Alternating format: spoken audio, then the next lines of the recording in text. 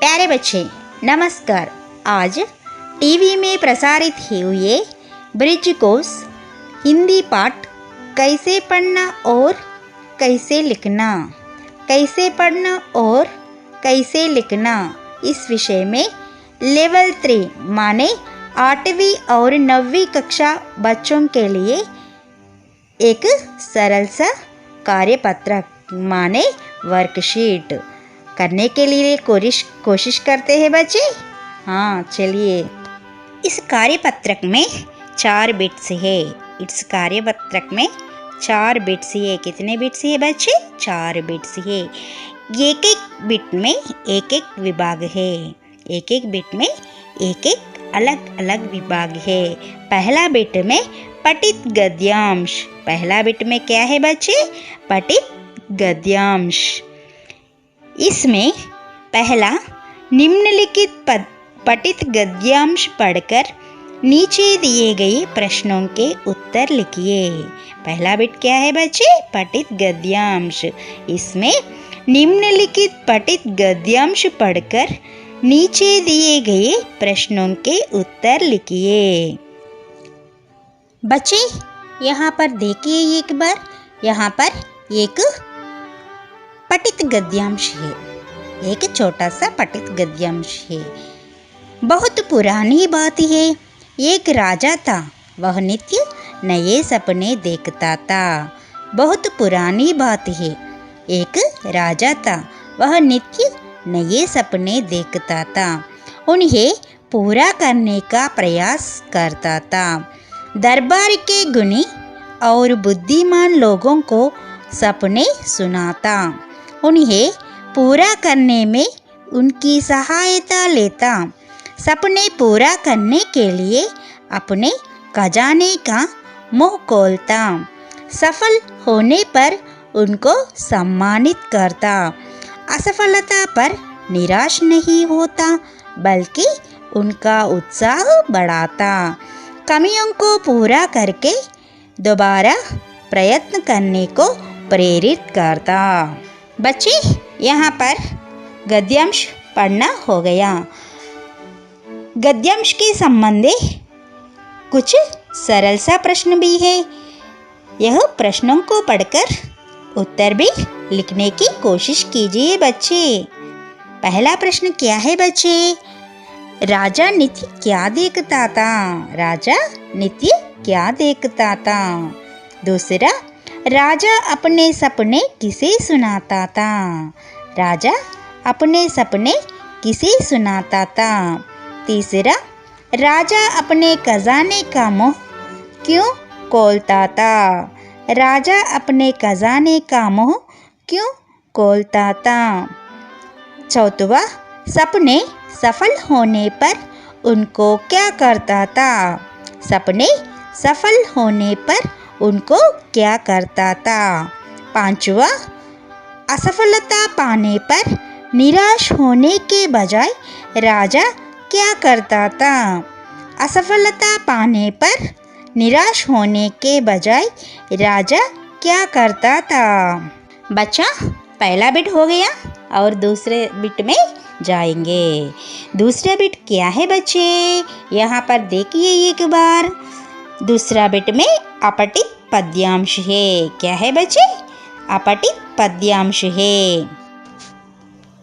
बच्चे दूसरे बिट में नीचे दिए गए अपठित पद्यांश पढ़कर प्रश्नों के उत्तर कीजिए।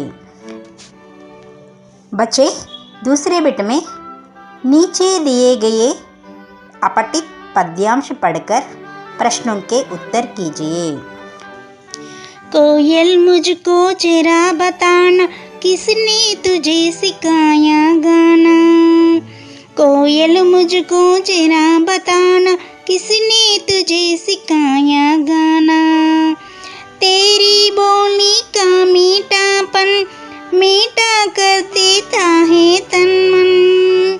तेरी बोली का मीठापन मीठा कर देता है तन मन। गाती है जब तू उपवन में, गाती है जब तू उपवन, हर्ष उमड़ता जन मन में। सुनकर तेरा ही गाना, उठते बावो चित में नाना। सुनकर तेरा ही गाना, उठते बावो चित में नाना। बच्चे, यह पद्यांश के बाद कुछ प्रश्न है। यहाँ पर कुछ प्रश्न है। इस प्रश्नों को एक बार देखें तो सही। पहला, कोयल को क्या सिखाया गया है? कोयल को क्या सिखाया गया है? दूसरा, कोयल की बोली कैसी होती है? कोयल की बोली कैसी होती है? तीसरा, कोयल की बोली किसे मीठा कर देती है? कोयल की बोली किसे मीठा कर देती है? चौथवा, कोयल जब गाती है तो क्या उमड़ता है? कोयल जब गाती है तो क्या उमड़ता है? पांचवा, इस पद्यांश का शीर्षक क्या है? बच्चे, इस पद्यांश का शीर्षक क्या है? बच्चे, दूसरा बिट हो गया तो एक बार तीसरा बिट देखे तो सही। वहाँ पर क्या है बच्चे? पढ़ना। यहाँ पर पढ़ना में क्या है बच्चे? नीचे दिए गए वाक्यों को चित्रों से सहारा पढ़िए। नीचे दिए गए वाक्यों को चित्रों से सहायता लेकर भी पढ़िए। पहला कौन सा चित्र है बच्चे? यहाँ पर अखबार का चित्र और दूसरा अनार का चित्र। पहला अखबार का चित्र और दूसरा अनार का चित्र। तीसरा हरा भरा घास का चित्र। तीसरा हरा भरा घास का चित्र। और चौथवा एक राजा का चित्र। क्या है बच्चे? चौथवा एक राजा का चित्र। और पांचवा का चित्र क्या है बच्चे? मिलजुल कर कुछ आदमी मिलजुल कर रहने का चित्र। कुछ आदमी मिलजुल कर रहने का चित्र है। यहाँ पर 5 चित्र है। यहाँ चित्रों को देखकर यहाँ पर कुछ वाक्य भी है। उस चित्रों को देखकर वाक्यों का खाली स्थान भरिए।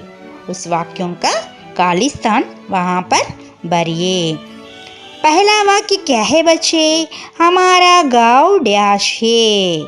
हमारा गाँव डैश है। और दूसरा वाक्य क्या है बच्चे? हम सब डैश रहना चाहिए।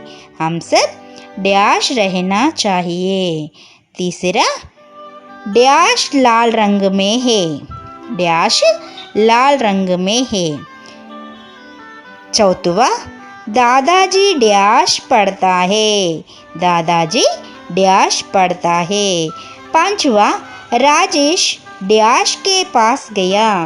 राजेश डैश के पास गया। अब तक 3 बिट्स हो गया और कहाँ पर चलेंगे? चौथवा बिट पर चलेंगे तो सही। चौथवा बिट में क्या है बच्चे? पढ़ो और लिखो। पढ़ो और लिखो। यहाँ पर नीचे दिए गए प्रश्नों के उत्तर लिखिए। यह प्रश्न कक्षा पढ़ाते समय वहाँ पर इसके बारे में बता दिया। वचन के बारे में बता दिया और प्रश्नवाच्य के बारे में बता दिया और बच्चों को पढ़ने का अधिकार के बारे में भी बता दिया।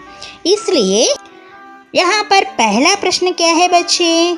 हमारे वचन कैसे होने चाहिए और क्यों? हमारे वचन कैसे होने चाहिए और क्यों?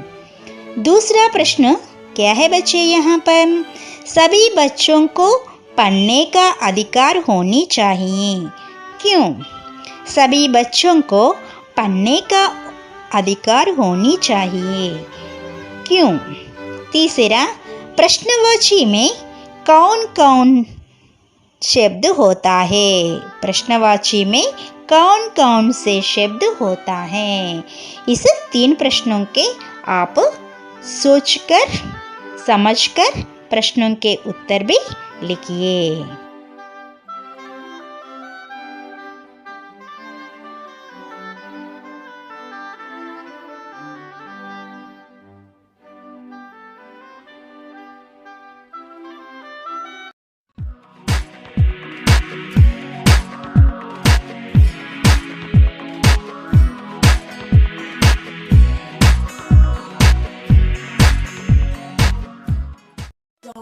Stop.